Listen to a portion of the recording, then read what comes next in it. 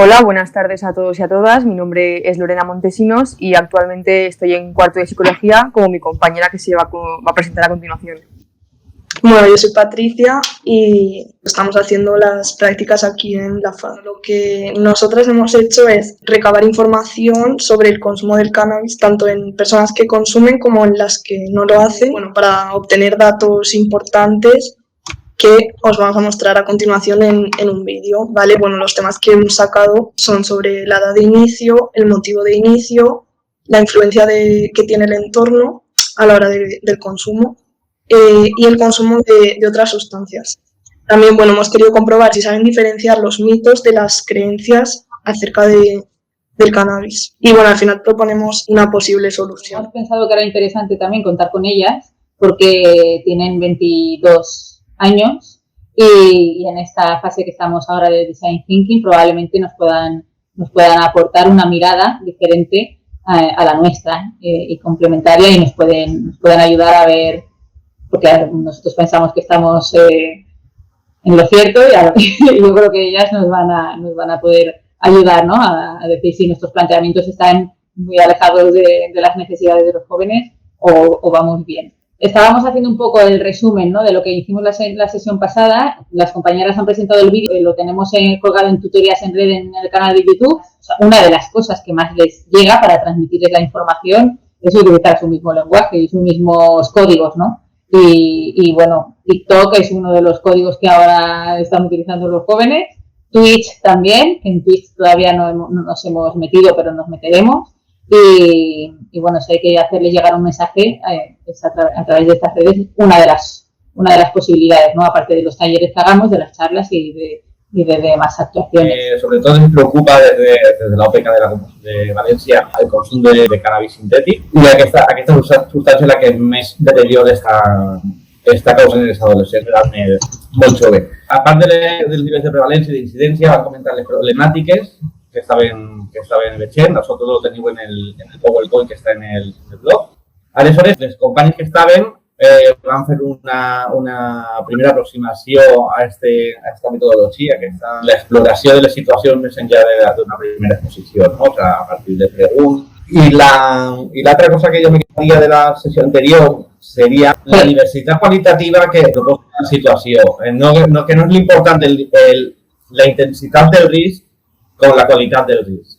Un grup pot ser d'una manera, pot consumir més, pot consumir menys, pot consumir unes substàncies, pot consumir d'altres, però lo important és ser capaç de detectar quins són els factors de risc d'aquest grup i poder intervindre sobre ells i poder desenvolupar una intervenció adequada, ajustada a ese grupo.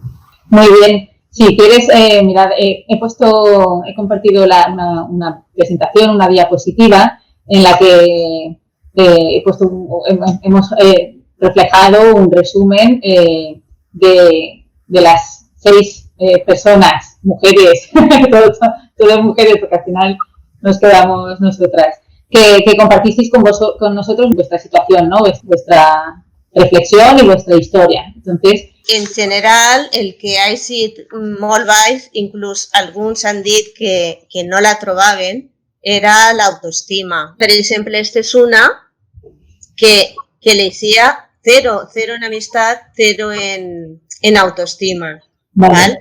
Així tinc una altra i curiosament tots els que poden tindre més problemes o poden estar enganxats a algun tipus d'addicció coincideixen que tenen l'autoestima molt baixa i que a més no saben com poder canviar aquesta situació, perquè quan els deia en què pensaven que podien pujar un poc o que podien treballar, ningú deia l'autoestima com una qüestió a treballar.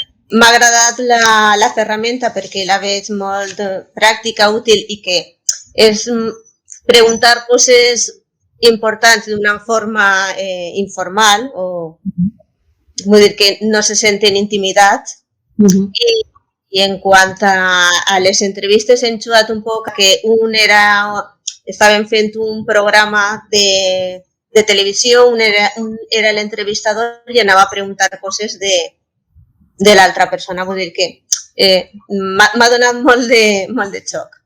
La meva proposta que li vaig fer en concret a la persona que estic tutorando és que per al proper dia que se trobaren que se pensara i que escriguera en un paper una cosa que sabia fer bé, qualsevol cosa, maquillar-se, ballar, escoltar música, i que buscara una part del seu cos que li agradara, perquè també dins de la conversa havia manifestat que no hi havia res que li agradara. Me llama la atención a mí de las personas que sé que consumen es que tienen sobre todo una puntuación bajísima en hobbies, familia y deporte. Y creo que es muy importante muchas veces, sobre todo los hobbies, porque hay veces que no tienen, o deporte, no hacen ninguna actividad extraescolar, ya no hablo ahora en época de pandemia, sino hablo en general, ¿vale? No hacen actividades extraescolares, no tienen hobbies, aficiones, y entonces muchas veces es pues irnos al parque a pasar la tarde fumando, por ejemplo. Entonces tienen estas dos y también la variable familia, bastante bajita, ¿vale? Pienso que también el tema del deporte, pues los alumnos que hacen deporte desde pequeños también tienen un poco más inculcados esos hábitos saludables. Los alumnos que entrenan, por ejemplo, que pertenecen a grupos extraescolares, pues de fútbol, de baloncesto, de béisbol, de hockey, ya tienen ese sentimiento de pertenencia a un grupo, ya tienen ese hobby, ese deporte, ese tiempo completo, y creo que también eso influye a veces. Totalmente de acuerdo, es un factor de protección, aunque ahora, por desgracia, últimamente el deporte a veces se está asociando mucho a las apuestas deportivas, el deporte en sí, la actividad física y todos esos valores que van asociados, además de la importancia también de tener un grupo alternativo de referencia que no sea únicamente el grupo de amigos que tienes en el instituto o que tienes en el barrio, ¿no? Es súper interesante todo lo que cuentas y eso que te ha salido en la rueda de la vida. Sí, de hecho, estas dos ruedas que he enseñado son de las personas que yo sí que sé que consumen. Y luego de las preguntas que les ha dado tiempo a hacer, pues, bueno, les he dicho que seleccionaran. Preguntarse más, le gustaba lo de la parte de amistades y amor y autoestima. Y espero que te ha aportado algo a ti. ¿Has descubierto algo? Pues mira, no sé, pero me ha sorprendido, por ejemplo, un alumno que yo he hablado con él otros años y que es como muy tímido, y que me ha escrito aquí una cosa, y cuando lo ha escrito ha dicho: he venido a hablar contigo y te tengo que contar que esto tú no lo sabes. Y no se había prestado no había dicho nada de esto. No creo que sea algo como muy reciente, ¿no? Es relacionado con un tema de algo de medicación o algo así me ha dicho. El caso es que me ha sorprendido porque siempre ha sido muy tímido también, incluso hacia mí, y es el que se ha abierto en ese sentido, ¿no? Destapa situaciones y a mí a partir de esas charlas a veces vienen a pedirnos ayuda y es sobre algo que se ha hablado en la charla o que se ha cuestionado, que les ha hecho reflexionar. En mi caso yo me apunté a este curso porque como este año estoy coordinando las actividades educativas complementarias, pues digo, quiero saber un poco más de este tipo, que de hecho estoy aprendiendo un montón, a mí me interesa. La semana que viene empiezo con las charlas de educación sexual. Vamos a mandar un mensaje a todos los padres informando, porque lo tienen que saber, comunicándoles lo que se va a hacer desde orientación. Y luego ya si alguno no está de acuerdo, me mandarán un mensaje como han hecho algún año y diciéndome que su hijo, que me agradecerían que en la hora de educación sexual no esté en el aula. Según me estás contando, me salen dos cuestiones. Primero, tú eres orientadora, ¿no, Ana? Sí, tutora de cuarto de la ESO. Que estás sola en estas actuaciones, o sea, como que has decidido eso y lo haces. ¿Tienes apoyo por parte del claustro? Me siento superada de trabajo, pero acompañada mucho. Apoyan todos y apoyan. Y vale. Vamos en la misma línea, sí, en eso estoy muy contenta. También vamos a abrir ya en breve otro aula virtual para infantil y primaria. Entonces, tenemos recursos, tenemos el programa Construye tu Mundo, tenemos también un nuevo programa que está haciendo la FAD con Google, que es Sé Genial en Internet, en el que habla también el tema de las redes sociales y de la tecnología y el uso que hacen de la tecnología. Y al final los programas de prevención universal son prevención para las conductas de riesgo. ¿Vale? Ana, jo volia comentar-te, per si te servís, sé que des de l'Ajuntament de València hi ha uns tallers d'educació afectivo-sexual que van als centres i són tallers que duren, no sé si 4 sessions o una cosa així, i tracten diferents temàtiques, i la veritat és que ho fan prou bé, ho dic perquè de vegades el que te passa a tu és de veres que no pots abarcar ni a tots els cursos ni tanta temàtica com se necessitaria. Eso en la web del Ayuntamiento de la Concejalía de Igualdad está toda la información y los contactos para que lo solicitéis. Y no sé si se deia Infosex. La pregunta que yo me haría también es cómo podríamos acercarnos a esas familias un poco más, ¿no? O de una manera diferente. Se puede intentar otro enfoque o otra manera de acercarnos a esas familias que... Yo cuando voy a trabajar habilidades sociales con los adolescentes, yo lo que hago, la difusión, pongo taller de ligar. Y entonces los adolescentes vienen y cuando vienen les hablo de las habilidades sociales. Entonces lo que te voy a proponer es algo parecido pero para padres. Si estos padres están preocupados por... Sí. O están un poco... que quieren controlar un poco ese conocimiento de sus hijos sobre las relaciones sexuales, lo que se les puede proponer es una formación para familias en mecanismos de control tecnológico en el tema del acceso a la pornografía desde Internet, que es algo de lo que seguramente estarán preocupadas. Jo crec que treballaria el tema de l'autoestima, principalment. Intentaria treballar autoestima, autoconcepte, perquè pense que millorant aquest aspecte va repercutir positivament en la resta de camps que necessiten o que tenen més baixos i que d'alguna manera en el cas d'alguns o algunes que sí que tenen addiccions que no va fer que deixen de tindre-les, però sí que pot ser tinguen menys necessitat o que siga més fàcil la prevenció en aquells casos que encara no tinguen addiccions. Vale, al final vamos a tratar de darle forma a esta segunda fase de esta manera, ¿no? La persona necesita porque el usuario, por ejemplo, en el caso de Ana, quizá no sea el alumno, sino que es a lo mejor la necesidad viene del claustro, ¿no? O del centro el claustro necesita nuevas estrategias para enfocar por qué el por qué es la explicación de, en este caso, del tema familiar. En tu caso, Yolanda, el alumnado necesita más autoestima o mejorar en su autoestima y en su autoconocimiento porque esta situación o esta variable está afectando a posibles situaciones de consumo. Sí, que esa sería la síntesis. Primero hay que definir esa síntesis, lo que nos ayuda es a visualizar de una manera más concreta el tema, ¿no? Por eso nos ayuda con esta frase, te ayuda a enfocar, porque luego vendría una fase de trabajo de cómo podríamos conseguir que el alumnado mejorase su autoestima, su autoconocimiento. Y entonces aquí viene una fase de ideación, de lluvia de ideas. Entonces, si este trabajo lo hacemos en grupo, en el grupo heterogéneo del que estamos hablando desde el principio, habría un tiempo para la lluvia de ideas, ¿no? Para la ideación. Entonces, cada persona volcaría todas las ideas posibles, aunque pensara que no son las viables, aunque pensara que no son las adecuadas, todas las ideas que se le vienen a la cabeza para mejorar esa situación de autoestima. Y entonces recogeríamos en el panel muchas ideas relacionadas con esa pregunta concreta. ¿Cómo podríamos conseguir que el alumnado mejorase su autoconocimiento y su autoestima? En esta fase de ideación, que sería la fase 3, interesa generar cuantas más ideas, mejor. A ser posible, de cuantas más personas heterogéneas, mejor. Lo interesante de la cuestión es hacer una pregunta muy concreta y muy bien definida. Entonces, en este proceso de ideación, vamos a utilizar un código, un lenguaje que no sea textual. Vamos a tratar de visualizar y de simbolizar las ideas que estamos representando. Algunas también las podremos dibujar. Algunas las resumiremos con un concepto, con una emoción.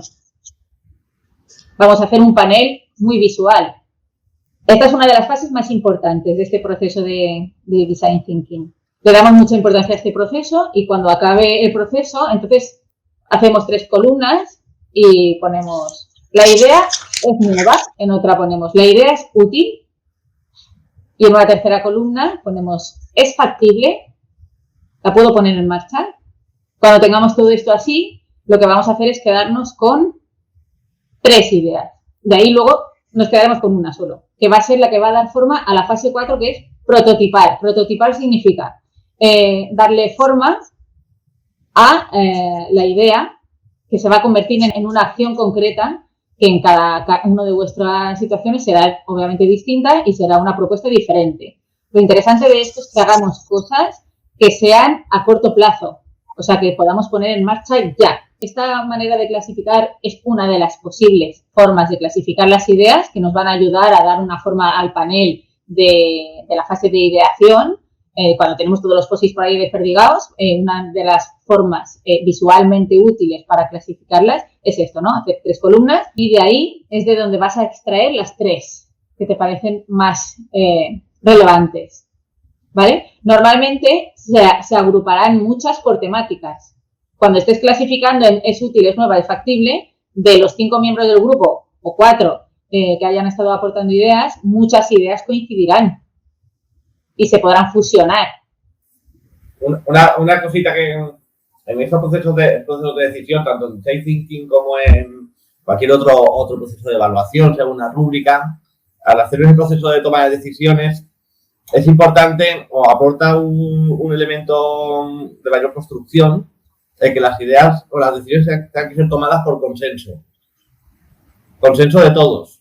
Es importante porque eso obliga a la argumentación y contraargumentación constante y al proceso de constructividad. Que esto, trasladado al taller Diseña tu vida, es interesante porque se fomenta mucho el trabajo colaborativo, se fomenta mucho la empatía, se ponen en el lugar del otro y esos son procesos que pasan porque lo hemos comprobado y se fomenta también la participación de todos. Ahí hacemos mucho hincapié en que todos los miembros del grupo son igual de importantes y todos tienen que aportar a la solución final. Están construyendo una mejora. No podría deciros que ha habido 2 iguales. Si queréis ver alguno de estos talleres de Diseña tu vida, en el canal de YouTube de Tutorías en Red y en la página de Tutorías en Red están todos. Uno de los propósitos que tenemos es conseguir que, bueno, si de esta intervención que es prevención selectiva conseguimos que cuando terminamos la intervención haya algún alumno o alumna que pueda continuar en prevención indicada si lo necesitara, en el servicio de adicciones con mis compañeros o en otro servicio, otro recurso que necesitaran. Yo sé que esto queda muy abstracto y que lo ideal de todo esto es darle la forma real. Entonces, necesitaríamos otra sesión en la que vosotras hayáis trabajado la fase de ideación, la fase de llegar a cómo podríamos conseguir, bueno, en el caso de Ana está claro ya, en el caso de Yolanda también. Elia, si quieres, podríamos ayudarte a definir tú cómo podríamos conseguir, cuál es en la fase de definir, en la fase 2, definir y sintetizar, con qué te quedarías del trabajo que has hecho con tu alumnado, de la información que has obtenido y de tu narración. De la semana pasada coincide un poco con lo que estabas comentando, ¿no? De no entrar ahí a bocajarro a decir vamos a hablar de los riesgos de no sé qué, los riesgos de no sé cuántos, que lo comenté la semana pasada, que si ponemos la palabra riesgos, pues no se apunta a nadie. Y si ponemos otra de pues eso, de YouTube, de TikTok, de no sé qué, ahí todos vienen.